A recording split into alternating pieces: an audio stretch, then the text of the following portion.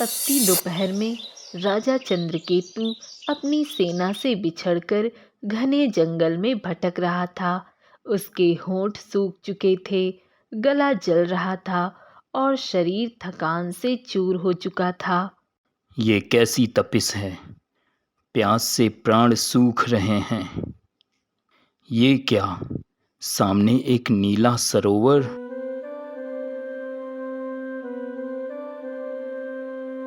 ये तो वही सरोवर है जिसके बारे में मंत्री रघुनंदन ने अजीब अजीब बातें बताई थी। पर अब क्या करूं?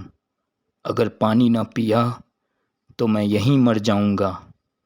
यह कहकर राजा झुककर सरोवर का पानी पीने लगता है।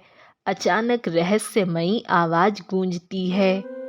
रुको, यह जल तुम्हारे लिए नहीं है। तुम इसके योग्य नहीं हो चंद्रकेतु। कौन हो? सामने आओ।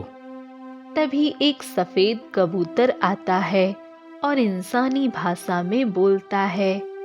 तुमने प्रजा के दुख देखे पर मौन रहे। निर्दोषों के आंसुओं की आह इस सरोवर में समा गई है। अब समय है, तुम्हारे कर्म तुम्हें दंड देंगे। राजा तलवार से हमला करना चाहता है, लेकिन कबूतर गायब हो जाता है। ये कौन सी मायावी शक्ति थी?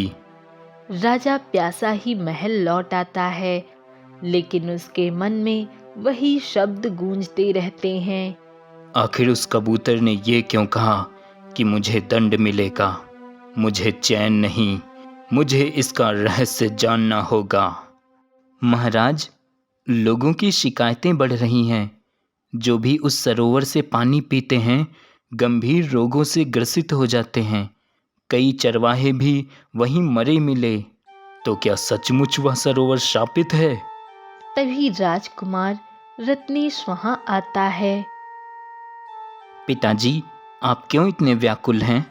मंत्री सारी बात समझाता है। पिताजी, निश्चिंत रहिए। मैं उस सरोवर की सच्चाई अवश्य खोज निकालूंगा। नहीं पुत्र, वहां जाना खतरनाक है। लोग डरते हैं। मैं तुम्हें वहां नहीं जाने दूंगा। नहीं पिताजी, यह मेरा कर्तव्य है। आप मेरी प्रतीक्षा करना, मैं लौटकर अवश्य आऊंगा। इतना कहकर राजकुमार चला जाता है। राजकुमार रत्नेश अकेले घोड़े पर बैठकर सरोवर की ओर चला। जंगल सन्नाटे से भरा था।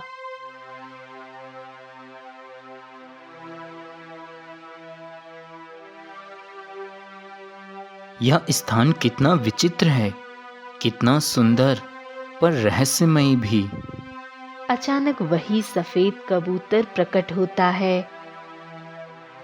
राजकुमार, यदि सच जानना चाहते हो तो इस जल को मत छूना।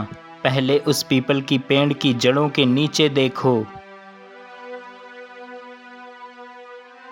राजकुमार जाता है और खोदता है। वहां एक प्राचीन संदूक निकलता है। ये क्या?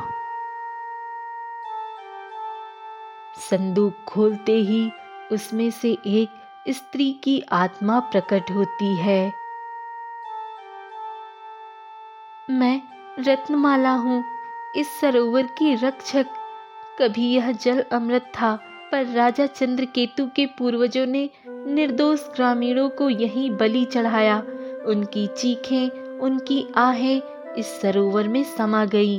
जब तक किसी सच्चे और निष्कलंक हृदय वाला व्यक्ति आकर इस श्राप को नहीं तोड़ेगा, तब तक यह सरोवर मौत ही देगा। हे देवी, मुझे उपाय बताइए। मैं प्रजा का कल्याण करना चाहता हूँ। तुम्हें अपने रक्त की एक बूंद इस सरोवर में चढ़ानी होगी। त्याग और करुणा से ही यह जल फिर से पवित्र होगा। राजकुमार अपनी तलवार से हाथ काटकर रक्त की बूंद सरोवर में टपकाता है। तुरंत सरोवर चमक उठता है। सरोवर का जल स्वच्छ और उज्जवल हो जाता है। धन्य हो राजकुमार रत्नेश, तुम्हारी निस्वार्थ भक्ति ने हमें मुक्ति दी।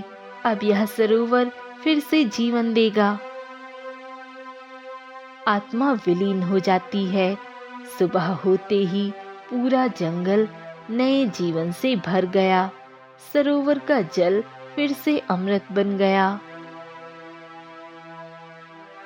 पुत्र, तुमने वो कर दिखाया जो मैं नहीं कर सका। तुम्हारे त्याग ने मुझे सच्चे राजा का कर्तव्य सिखाया। आज से मैं प्रजा का दुख बांटूंगा और न्याय करूंगा।